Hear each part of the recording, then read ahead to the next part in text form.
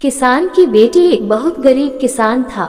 वह अपनी बेटी के साथ एक छोटी सी झोपड़ी में रहता था। उसके पास खेती करने के लिए इतनी कम जमीन थी कि उसकी फसल को बेचकर उसे बिल्कुल थोड़े से रुपए मिलते थे। उन रुपयों से वे लोग ठीक से खाना भी नहीं खा पाते थे। वह राजा के पास अपनी समस्या लेकर गया। राजा दयालु था। उन्होंने किसान को अपनी जमीन में से कुछ जमीन दे दी खेती करने के लिए। उन्होंने कहा, यह जमीन तो हमारी ही रहेगी, लेकिन उस पर उगने वाली फसल तुम्हारी होगी।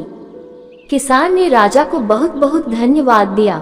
एक दिन वह खेत की जुताई कर रहा था, तभी उसका हल किसी कठोर चीज से टकराया। उसने वहां खोदकर देखा तो उसे सोने की एक ओखली मिली। किसान ईमानदार था। उसने अपनी बेटी से कहा, हमें यह ओखली राजा के खेत से मिली है। जिसकी जमीन है उसी की यह ओखली भी है, इसीलिए हमको इसे राजा को लौटा देना चाहिए। किसान की बेटी बोली, नहीं पिताजी, आप ऐसा मत कीजिए।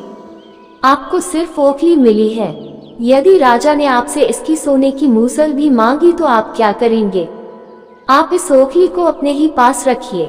लेकिन किसान को ये बात ठीक नहीं लगी। वह बोला, जो चीज हमें मिली ही नहीं उसे मांगने का कोई अधिकार नहीं है। वह राजा के पास ओखली लेकर पहुंचा, लेकिन दरबार में ठीक वैसा ही हुआ जैसा कि किसान की बेटी ने सोचा था।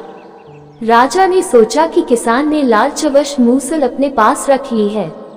किसान बेचारा सोने की मूसल कहां से लाकर देता। नतीजा ये हुआ कि किसान को जेल में डाल दिया गया। जेल में न उसे ढंग से खाना मिलता था न पानी।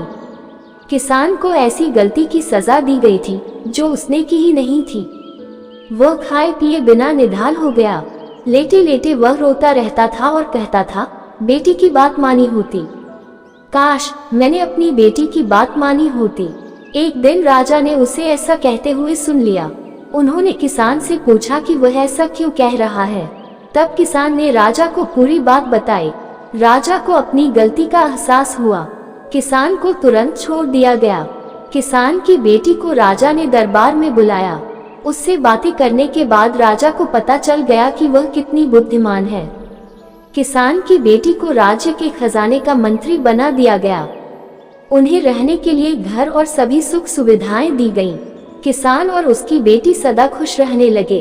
किसान को थोड़ा कष्ट जरूर झेलना पड़ा, लेकिन अंत में जीत सच्चाई की हुई।